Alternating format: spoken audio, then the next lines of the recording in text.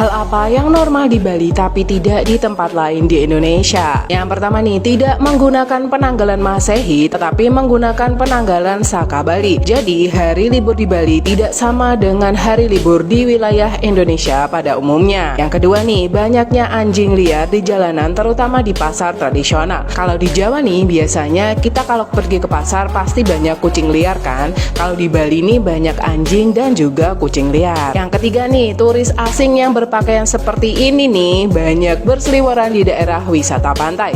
Cuman di Bali nih polisi bakalan menilang pengendara motor cuman karena berpakaian tidak sopan. Dan pengendara sepeda motor biasanya tidak akan ditilang walaupun tidak memakai helm kalau sudah berpakaian adat dan ibadah. Misalnya nih memakai kebaya atau kerudung. Yang keempat, minuman keras dikonsumsi bebas. Jadi kalau ada acara kumpul-kumpul pasti ada bir bintang. Walaupun begitu nih jarang ada orang yang berbuat onar kalau mabuk di Bali. Kalaupun ada biasanya pasti bukan penduduk lokal. Yang kelima nih, adanya pecalang yang merupakan polisi adat.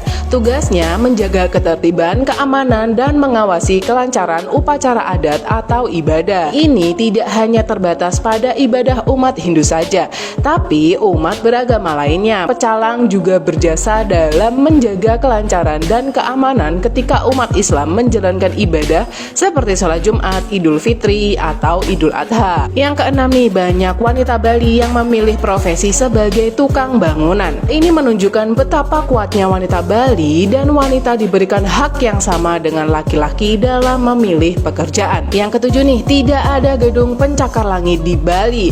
Hal ini dikarenakan adanya peraturan daerah yang mengatur tinggi maksimum dari suatu bangunan. Gambar ini nih adalah bukti kalau gedung paling tinggi di Bali adalah Ina Grand Bali Beach Hotel yang merupakan bangunan lama yang ada pada zaman awal kemerdekaan Indonesia. Dapat dibangun setinggi ini karena pada zaman itu belum ada perda yang mengatur ketinggian bangunan. Yang kedelapan nih, kalau mencari alamat di Bali harus tahu Banjarnya terlebih dahulu. Di sini nggak ada nama rukun warga atau desa, tetapi digantikan dengan istilah Banjar. Yang kesembilan, kurang lebih sudah 2 tahun penggunaan tas plastik dilarang di Bali.